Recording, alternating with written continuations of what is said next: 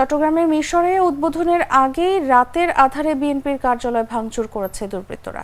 এ সময় কার্যালয়ের ছবি, ব্যানার, চেয়ার, টেবিল সহ আসবাবপত্র পাশের বামন সুন্দর খালে ফেলে দেওয়া হয়, আর কার্যালয়ের ভেতরে এনে রাখা হয় গাছের গুঁড়ি। বৃহস্পতিবার রাতে উপজেলার বামন সুন্দর বাজারে এমনই ঘটনা ঘটেছে। উপজেলার কাটাছড়া ইউনিয়ন বিএনপির যুগ্ম আহ্বায়ক জাহাঙ্গীর আলম জানান, দীর্ঘদিন ধরে বামন সুন্দর বাজারে বিএনপির দলীয় কোনো কার্যালয় ছিল না। গত 5 আগস্ট আওয়ামী লীগ সরকার পতনের পর দলকে সুসংগঠিত করার জন্য বাজারে একটি আঞ্চলিক কার্যালয় প্রতিষ্ঠা করা হয়।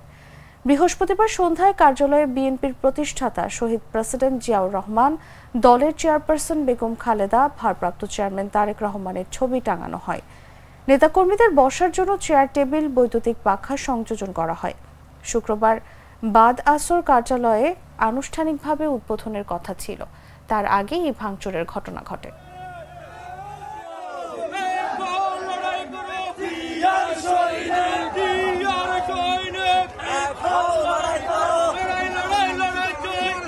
আনুষ্ঠানিকতা শেষ করে রাত 10টার দিকে আমরা ক্লাব বন্ধ করে তালা লাগিয়ে সুন্দরভাবে চলে গেছি।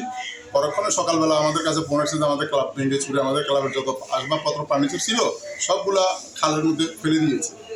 ওই তাৎক্ষণিক শোনার পরে আমরা এখানে আসছি, আসার পরে দেখি যে ঠিক আছে, আমাদের ক্লাবের কোনো আসবাবপত্র কিছুই নেই। আমাদের ক্লাবের যে যাবতীয় আসবাবপত্র ছিল, আমাদের ব্যানার ছিল, তারপরে আপনার খালেদা জিয়ার ছবি এবং জিয়াউর রহমান সাহেবের ছবি এবং তারেক রহমান সাহেবের ছবি সবগুলা এখান থেকে নাই, সবগুলা খালে ফেলে দিয়েছে। আমরা এই কারণে আপনি সাংবাদিকের দ্বারস্থ হয়েছি, আপনি এসেছেন, আপনি সচক্ষে দেখেছেন। পুচকি পুচকি মশা কামড়ায় করবো আমার 4টি গোল।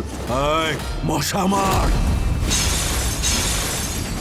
অক্টাগার্ড মশার কয়েল জম এর ডাবল অ্যাকশন ফর্মুলা 2 মিনিটে মশা দূর করে আপনাকে দেয় 12 ঘন্টার সুরক্ষা।